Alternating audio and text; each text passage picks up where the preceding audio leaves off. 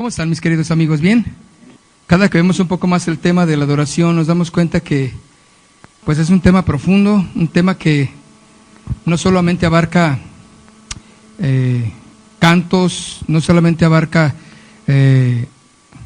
música, sino abarca verdaderamente la vida en la persona, ¿verdad? La vida completa de la persona. Vamos a orar. Señor, queremos darte gracias en esta buena noche, Dios, por permitirnos, Señor, estar delante de ti, Señor, compartiendo tu palabra. No queremos hacer nada sino es agradarte, que toda nuestra vida esté completamente llena, saturada de ti, Señor. Aquí estamos en esta noche y te agradecemos y te honramos en el nombre de Jesús. Amén. Bueno, una adoración significativa estamos viendo, parte 3 o 2. O 2. Bien, parte 2. Ok, quiero que apunten, van a apuntar un poquito más ahora. Una correcta adoración emana de una correcta interpretación doctrinal. Lo repito, una correcta adoración emana de una correcta interpretación doctrinal y bíblica de Dios, de Jesús y del Espíritu Santo. Qué bendición poder saber que toda adoración que deba de ser correcta tiene que estar exactamente con una interpretación genuina doctrinalmente. No es ni lo que yo creo, ni lo que pienso, ni algo bonito. Cuando nosotros verdaderamente adoramos en esta correcta interpretación doctrinal, hermanos, lo musical pasa a segundo término, ¿sí? Lo melodioso pasa a segundo término. Estaba ahorita yo escuchando un disco una canción de Hillsong, ¿verdad? Me gusta mucho escucharlas, pero también tengo mis reservas en mucho de lo que escucho, ¿no? Y no sé mucho inglés, pero más o menos no me sé mensos, ¿verdad? Entonces, porque es muy sencilla, pues, las letras, ¿no? Entonces, fácil se puede entender. Pero cuando yo estaba escuchando esa canción, o sea, todo está envuelto en un papel de armonía, de melodía, todo está inclusive el ambiente está tan bien preparado, ¿verdad? Para causar un efecto. El asunto es, ¿doctrinalmente estará también correcta la interpretación? ¿Estará aumentando la fe de los oyentes? Porque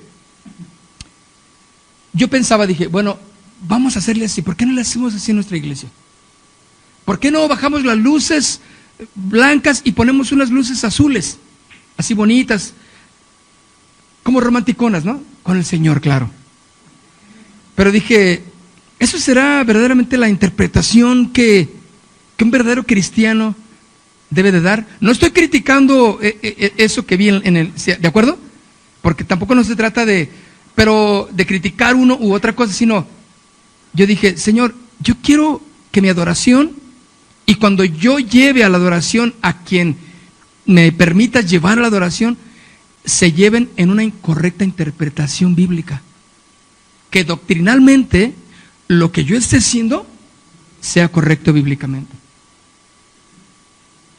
Porque tú sabes, esto de las cosas de Dios tienen que ser objetivos y no subjetivos, ¿no? Tienes que ser claro, conciso. ¿Quién lo quiere? Bien. Para definir exactamente, o sea, es como tratar de vivir en un engaño, ¿verdad? Haciendo un engaño de la adoración, la gente, pues, muchos han de decir, oye, pues se parece mucho a donde yo me reunía, acá en el bar fulano, o en el antro fulano, o acá en la discoteca, bueno, donde sea. O sea, es similar. Entonces, la gente, porque yo veía, bueno, sí, todo el mundo estaba así, con sus ojos cerrados y adorando. O sea, está bien pero yo pensé, eso también puede ser parte de una emoción, ¿verdad? O sea, ¿a dónde me está llevando el ambiente que me prepararon para adorar a Dios? ¿O verdaderamente Dios se agrada de esto que yo estoy haciendo? O sea, lo digo de veras con un poquito de temor, porque no quiero criticar, simplemente yo, en mi concepto, y digo, bueno, yo haría algo que esté lo más cerca, lo más profundo y doctrinalmente correcto en la palabra. No puedes salirte de ella. Entonces, por eso una correcta adoración emana de una correcta interpretación bíblica, doctrinal, de Dios, de Jesús y del Espíritu Santo. Porque, ¿qué mencionamos en nuestros cantos, verdad? Lógicamente, al mencionar nuestros cantos, nuestra alabanza, muchos de nuestras alabanzas no pueden entrar en otros niveles, claro, porque tendríamos que cambiar el concepto, ¿no? Pues no digas mucho Dios, ¿verdad? Porque algunos se pueden ofender. No digas, pues Espíritu Santo, claro que no, jamás debe de aparecer. Yo me acuerdo que nos dijeron, oigan, queremos pasar su música en la radio, pero necesitamos que cambien algunos conceptos, ¿verdad? Para poder tener un amplio público, ¿verdad? De todos los niveles. Entonces dijimos, ya sabíamos a dónde iba, que le cambiáramos, pues lógicamente, pues que no dijéramos la cruz de Cristo, ¿no? Sacrificio tampoco, pues Espíritu Santo tampoco. ¿Por qué? Porque eso puede ofender a otros, ¿sí o no? Entonces, que hables algo bonito, algo que a todo mundo le pueda agradar. Y saben que esto es incorrecto, ¿no? No debemos de menguar en nuestro contenido bíblico.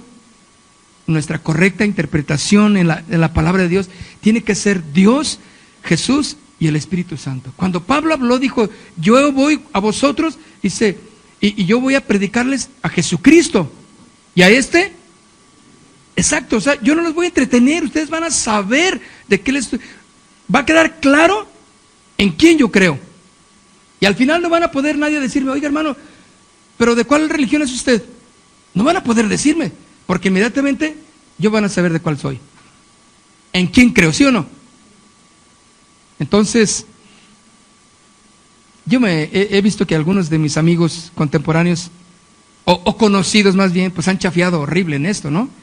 Y pues le entran a todo, o sea, su música está en todos lados, ¿no? Anda, lo puedes escuchar en donde sea, ¿no? No quiero meter en problemas, pero en todos lados. Digo, Señor, gracias que la música que te ofrecemos a ti no encaja en todos lados. ¿Me entienden? No encaja en todos lados. Porque la música verdadera es simplemente música de adoración a Dios. ¿Están de acuerdo? Porque todos los demás han sido piraterías del enemigo. Se ha pirateado todo. Ok, sigan apuntando, por favor. Las canciones e himnos subjetivos tienden a aumentar el dilema en los bancos de la iglesia. Lo repito, las canciones e himnos subjetivos tienden a aumentar el dilema en los bancos de la iglesia. O sea, en los creyentes, ¿no? Qué interesante, cuando yo leo esto, yo puedo decir, Señor, qué interesante es esto, porque quiere decir que todo canto, y aunque sean himnos, muchos de ellos son subjetivos, no dicen claro, y tienden a aumentar el dilema, la desconfianza, la duda de la congregación. O sea, cuando tú cantes, cuando tú compongas, cuando tú dirijas, cuando lleves a la iglesia a la adoración, tienes que saber que es claro, definido, y en el corazón de los oyentes no tiene que haber el dilema de ni una letra, de ni una palabra. definido lo que estamos concretando en nuestra canción, ¿sí? Porque Dios no los pone, están ahí para aumentar en ellos la fe. Entonces, puedo decir que la alabanza y la adoración, mis hermanos, puede edificar o destruir la fe en Jesucristo. A ver, analícenlo. La alabanza y la adoración entonces puede edificar o destruir la fe en Jesucristo. Claro, yo he visto, he escuchado, sé de gentes que no creen correctamente, porque han sido enseñados incorrectamente. Y nuestra alabanza y la adoración ha sido parte de no edificar la fe de los oyentes. Destruimos la fe. Como Chuy estaba enseñando del diablo, ¿no? El concepto del diablo. Erróneo, conceptos erróneos, ¿no? Que tiene cola, que es rojo, que tiene cuernos, que está chimuelo. Y de eso se han hecho cantos, ¿no? Písale la cola al diablo, písale la cola al diablo, ¿no? Y unas gozadas que se da a la iglesia tremenda, ¿no? ¿Sí o no? Bueno, los que están entonándolo, ¿no? Pero, ¿qué aumenta en el corazón del oyente? La fe, ¿no? La fe en Jesucristo, no. Pero está destruyendo los verdaderos valores, porque hay un engaño y estamos enseñándole a la gente incorrectamente, porque no hay otra más que nuestra alabanza y nuestra adoración tiene que ser objetivas en Cristo Jesús.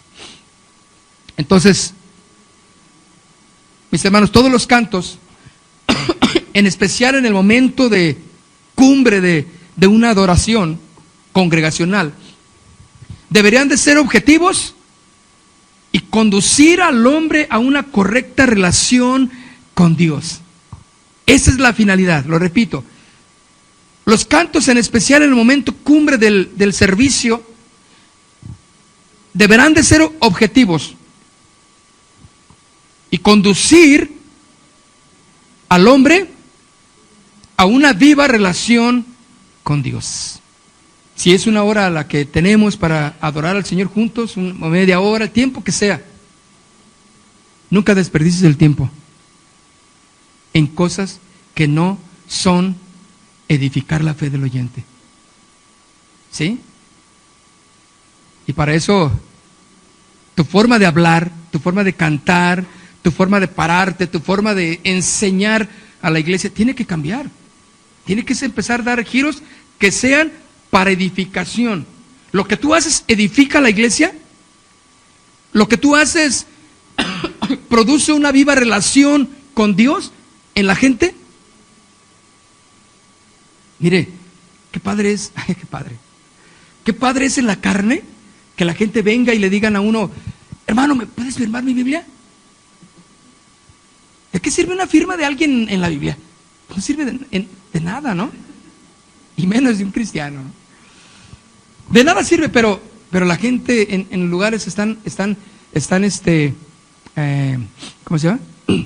Tienen ese concepto de cuando termina el orador, el predicador, o el alabancero, el salmista, o lo que le llamen, van y corren allá: oye, ¿me puedes firmar mi Biblia?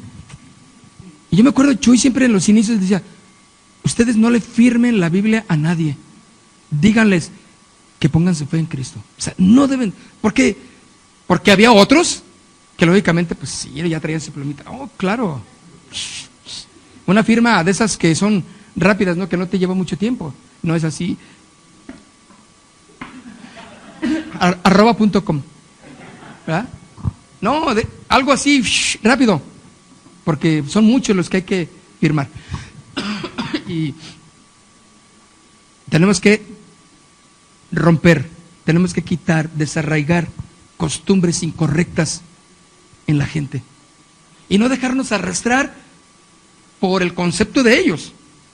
No, pues ¿qué tiene? Que lo hago, no importa, yo le firmo, yo le voy y yo oro por usted. Ya oraron hay veces que yo tengo que decirles: hermana, pero ya oramos hace rato por usted, o sea, vivo un tiempo así bonito, ¿y qué pasó con usted?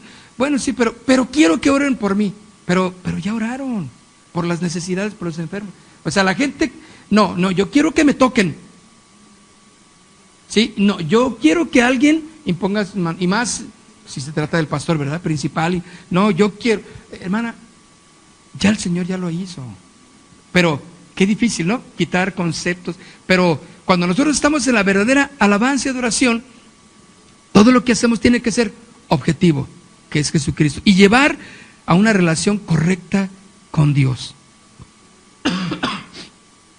Entonces, mis hermanos, el valor de la adoración, apunten, el valor de la adoración, lo repito una vez más, el valor de la adoración no reside en los valores recibidos sobre el adorador. Lo repito, el valor de la adoración no reside en los valores recibidos sobre el adorador. Así no es, ¿verdad? Y qué interesante es que nuestra adoración a Dios no es por lo que Él me ha dado, ni por lo que le estoy pidiendo. ¿Quién será? Vamos a ver. Ok. Le tiro la Biblia a un hermano. Ay. No se crean. Entonces, el valor de la adoración no reside en los valores recibidos. Lo que, conforme lo que yo he recibido de Dios, es, así es mi adoración. No es así, hermanos. Le adoramos a Dios, debemos de adorarle si recibo o no recibo bienes de Dios. ¿De acuerdo? Yo le adoro a Él porque le conozco, porque sé quién es Dios, lo que Él significa para mí, quién es Dios para mí. Ese es el objetivo de mi adoración. Y no es, no, yo vengo a adorarle porque Él me dio, no, si vieras, me ha bendecido grandemente, ¿no? Entonces, no, pues, o sea, le imprimo más galleta a mi adoración. ¿Me entiendes? No es así, hermanos. Nuestra fuerza para adorar a Dios deberá de ser siempre estando bendecido o no estando bendecido materialmente, ¿de acuerdo? Porque es el valor de lo que estamos dándole a Dios, no tiene que residir en lo que Él me ha dado. Porque ¿qué tal? Aprendes de Dios y dices, el Señor no me ha bendecido. Está bien, Señor. Sea que vivamos o muramos, dice la palabra, somos del Señor. Tenga o no tenga, en las buenas y en las malas, Señor, yo te seguiré. Entonces son conceptos que nos tienen que costar trabajo entenderlos. Porque hay gente que el concepto es, ¿me ha dado? Entonces yo le doy. ¿Verdad? Y no es así, hermanos. Le damos a Dios.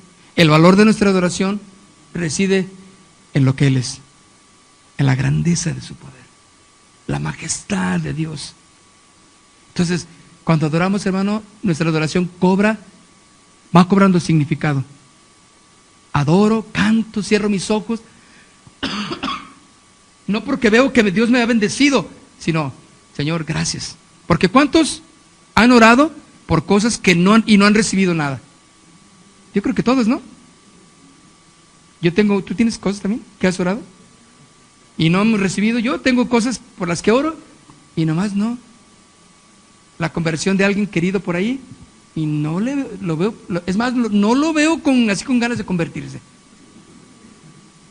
Y yo digo, Señor, bueno, Señor, pues tú sabes, pero mi adoración no debe de decaer, mi fuerza no debe de decaer para adorarle, porque yo me encargo de las cosas de Dios y Él se encarga de mis cosas. Entonces, el aspecto central de nuestra adoración, mis hermanos, es objetiva y no subjetiva, ¿verdad? En la adoración significativa y viva, apunten, en la adoración significativa y viva, primordialmente, lo repito, en la adoración significativa y viva, primordialmente damos y no solo recibimos. Para que nuestra verdadera adoración, hermanos, sea efectiva también, hay muchos ingredientes que van involucrados en la adoración, mis hermanos, que poco a poco los vamos a ir entendiendo conforme nosotros nos metemos a adorar, conforme buscamos de su presencia, conforme en nuestra comunión personal le imprimimos más intensidad. Señor, yo te necesito, quiero más de ti. Vamos entendiendo estos conceptos, ¿verdad? Y Dios nos va a ir enseñando cómo tenemos que cambiar las formas y entender lo que estamos haciendo. Por eso, esta adoración significativa y viva, en ella primordialmente debemos de dar y no solo recibir. Abraham, él fue a ofrecer adoración y él iba a dar. Y estaba dispuesto a dar lo mejor, ¿no? Su hijo. Porque él dijo, ahorita venimos, yo y el muchacho iremos a adorar. ¿Qué iba a ofrecer Abraham? Su hijo. Tú no puedes tener una verdadera adoración si no das lo mejor de ti. No puedes. No es una verdadera adoración significativa y viva. ¿Sí? Porque lo que se nos ha enseñado por años es, Dios nos va a dar. Dios nos va a dar porque es Dios. ¿Sabes? Yo me acuerdo que en aquellos tiempos de pininos que hacíamos de disque misioneros, digo disque misioneros porque en realidad el concepto de misionero es un concepto muy, muy grande, muy especial, ¿verdad?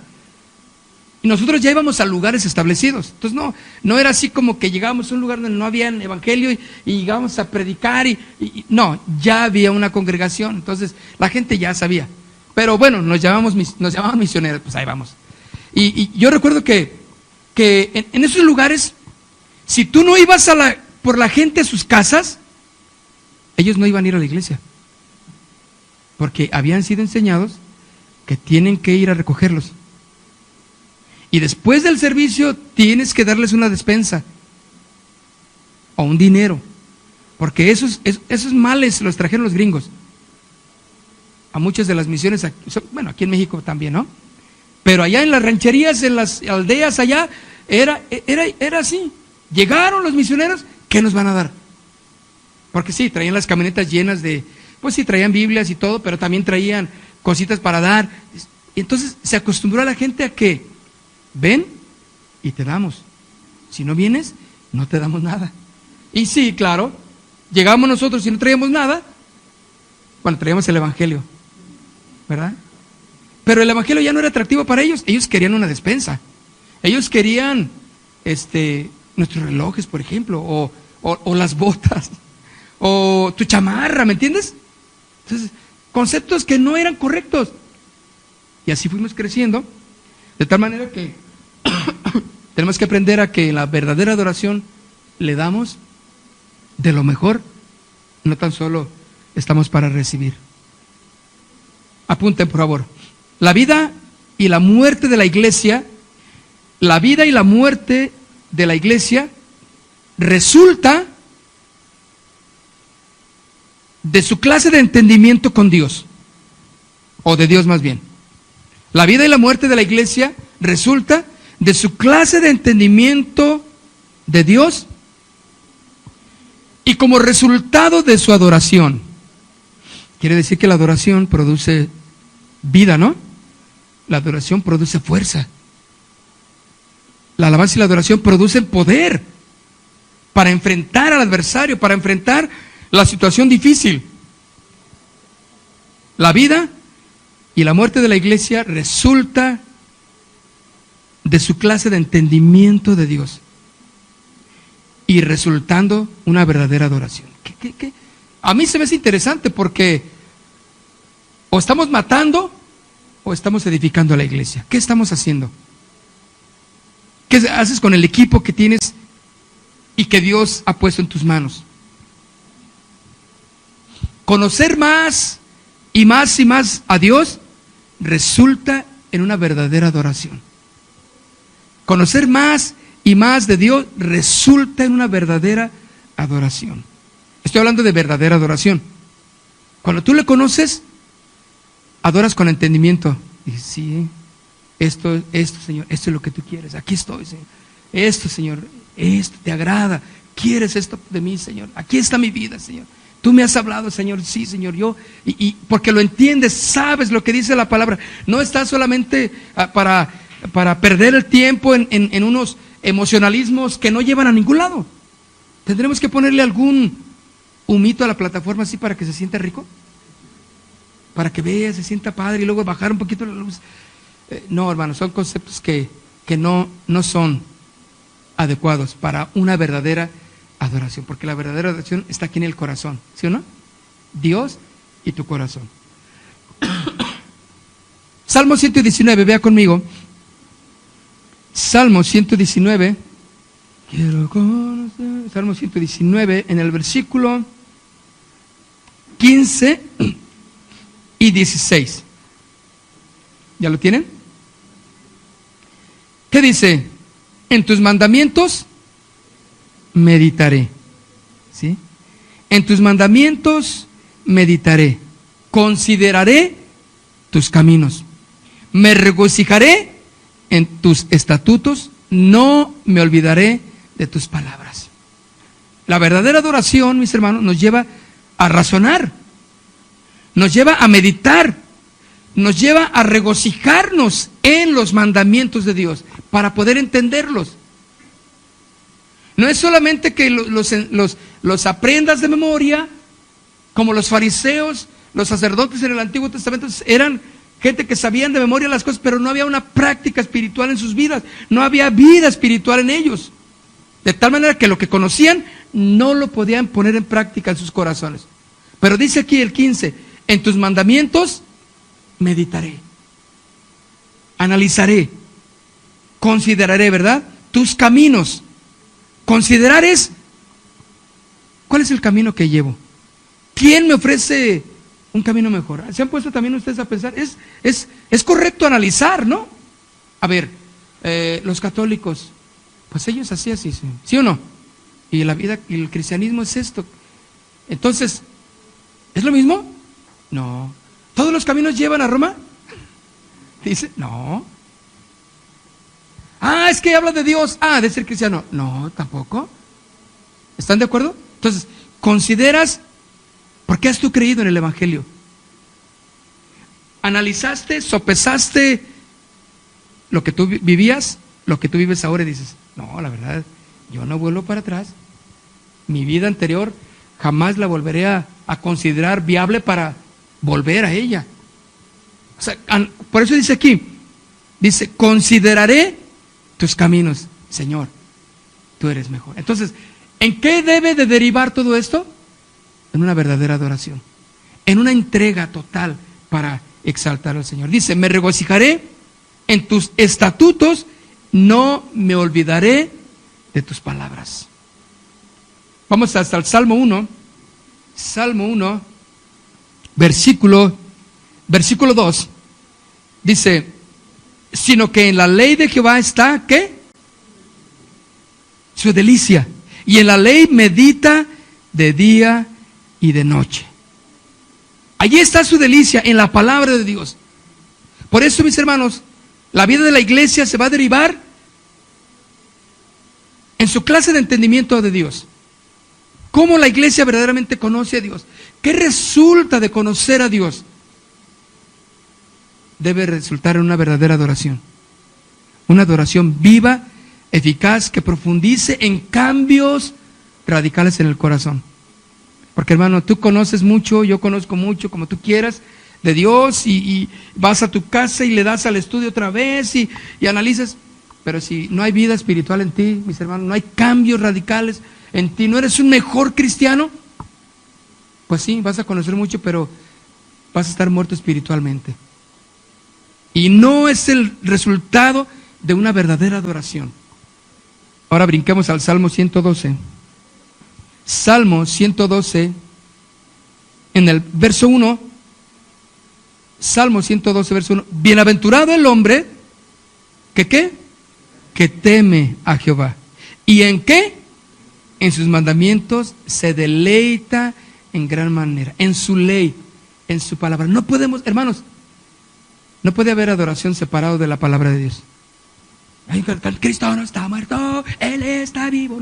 Cristo no está muerto. Lo siento en mis manos, lo siento en mis pies, lo siento en todo mi ser. La tengo, no la entiendo, pero la tengo. ¿Cómo? No, pues así como que ya chafeo ahí. Según mi concepto, a lo mejor tú dices, no, hermanos, yo sí lo entiendo, está bien. Pero yo no la entiendo.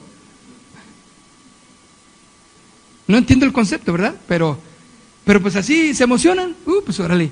No, y se dan unas remoniadas, pero bien rico ahí todos. No la entiendo, pero la tengo. No. Entonces, ¿dónde sale el entendimiento? ¿Qué es lo que deja de bien cuando escuchamos, cuando cantamos, cuando entonamos, cuando vemos? ¿Sí? Por eso dice aquí claramente el verso 1, bienaventurado el hombre que teme a Jehová y en sus mandamientos se deleita. ¿En sus qué? No en sus conceptos, no en las enseñanzas de los demás, sino en la palabra de Dios. Se deleita. Señor, yo le pido a Dios, Señor, no me dejes salirme del concepto correcto de tu palabra, porque puedes irte saliendo y sin darte cuenta, y cuando tú piensas, ya estás metido en tu concepto y lo peleas y lo batallas y dices, no, es que así es. No, es que yo siento, no es que sientas, es que, ¿qué dice la palabra de Dios? Entonces, mis hermanos, para irnos ya aterrizando, si nuestra adoración, o más bien, si nuestra vida está basada en la palabra de Dios, nuestra adoración a Dios va a ser correcta. Tan fácil.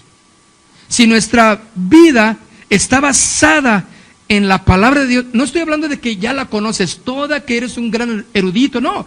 Lo poco, lo mucho que entiendas de Dios, si está basada en ella, tu adoración va a ser correcta. No tengas ninguna duda. ¿Sí? Y ahí en el momento de que Dios deba enderezar algo de ti, lo va a hacer en ese tiempo de verdadera adoración. Porque hay disposición. A eso nos lleva la palabra, ¿no? A meditar en ella y nos deleitamos en ella. Y Señor, qué grueso. Hay conceptos que tú has entendido, ¿no? Que dices, no, pero este versículo lo había leído quién sabe cuántas veces. Y lo lees con una forma diferente de concepto, un entendimiento diferente. Y dices, no inventes, aquí hay algo. Y te pones a desarrollar un sermoncito ahí, ¿no? Y dices, órale, este está chido para cuando vaya a compartirlo allá a la calle, allí a donde voy, con mis amigos. Yo llegaba cuando yo estaba ahí con el grupo de alabanza, le decía, Señor, ¿qué les podemos enseñar a estos adoradores que a lo mejor piensan que ya lo saben todo? ¿Verdad? A los músicos, ¿no? Y yo, Señor, Y entonces, orando, leyendo un poquito la palabra, y decía, y había un versículo, un versículo que yo leía, y Dios, Señor, pero este no tiene nada que ver con adoración. Porque yo quería hablarles sobre el tema, ¿no? Y me decía, y entonces el Señor empezaba ahí claro que tiene todos los versículos, toda la palabra es adoración a mí. Dice, y entonces me empezaba a decir, yo me paraba ahí con los muchachos y les decía, híjole, a ver, abran su Biblia y ya les empezaba Efesios, lo que sea, y empezaba ya, y ¿saben qué? ¡Pum! Y empezaba, y el Señor hablándonos bien claro, bien definido, con conceptos muy sencillos, pero para nosotros, profundos, para nosotros, ¿verdad? Y así es la palabra del Señor, y aquel que medita en sus mandamientos, porque en ellos se deleita. Toda nuestra vida tiene que estar basada en la palabra para ofrecerle una correcta adoración a Dios. Entonces, Salmo 77, en el verso 13, Salmo 77, 13. Oh Dios, santo es tu camino. ¿Qué Dios es grande como nuestro Dios? Tú eres el Dios que hace maravillas. Estoy leyendo el 14, ¿verdad? Hiciste notorio en los pueblos tu poder, pero dice el 13, oh Dios, santo es tu camino. Fíjense, cuando alguien de nosotros, que yo sé que muchos de ustedes ya han entendido esto, ya saben que sus vidas no tienen que apartarse de la santidad. ¿Están de acuerdo? Aquel que no lo entiende, lo lee y canta, santo, santo, santo, lo que tú quieras, pero vive en la inmundicia todavía, ¿sí o no? Va a la iglesia y trae una Biblia cuando viene, pero no vive en santidad, porque ese concepto de Dios no le ha amanecido en su vida. Pero a ti y a mí, que hemos entendido un poquito de la palabra, decimos, no, ¿sabes qué? Yo ya no le entro a eso, yo ya no le hago, yo mejor apago mi computadora, yo ya mejor, ahí nos vemos, yo ya no la saludo y me voy. Porque ya entiendes que tu Dios es un Dios santo y que tú tienes que vivir en santidad. Esa es verdadera adoración. Entonces, apunten, la adoración significativa se torna hacia afuera y hacia arriba. La adoración significativa se torna hacia afuera y hacia arriba. La adoración que tú ofrezcas jamás será a nivel de los hombres. La adoración es celestial. Todo aquello que no esté basado en la Biblia va a ser adoración terrenal. Y va a tocar solamente lo terrenal. ¿Sí? Que es la emoción sin cambios espirituales. ¿De acuerdo? Que va a ser religioso, sí, pero sin producto espiritual en su corazón. Por eso nuestra adoración significativa se torna hacia afuera, hacia lo que yo le doy a Dios, pero hacia arriba. Dios está en los lugares celestiales. Aunque también está en mi corazón, sí, pero Él está. Yo tengo que voltear mi rostro, levantar mi rostro para verle, porque Dios no anda acá abajo como las gallinas. ¿Me entienden? Dios no está a nivel jamás de mis conceptos. Yo tengo que levantar mi rostro para verle a Él. Entonces, eso es una adoración significativa, que se torna hacia afuera y hacia arriba. Estos conceptos, mis hermanos, nos permiten tener una ferviente y auténtica adoración a Dios. Termino con esto, apunten y termino con esto.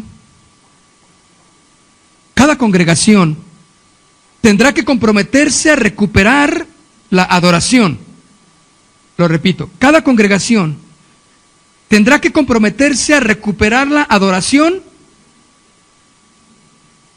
y a pagar el precio que se requiere en el estudio de la palabra. Y pónganle como final: aquí la teoría deberá convertirse en realidad.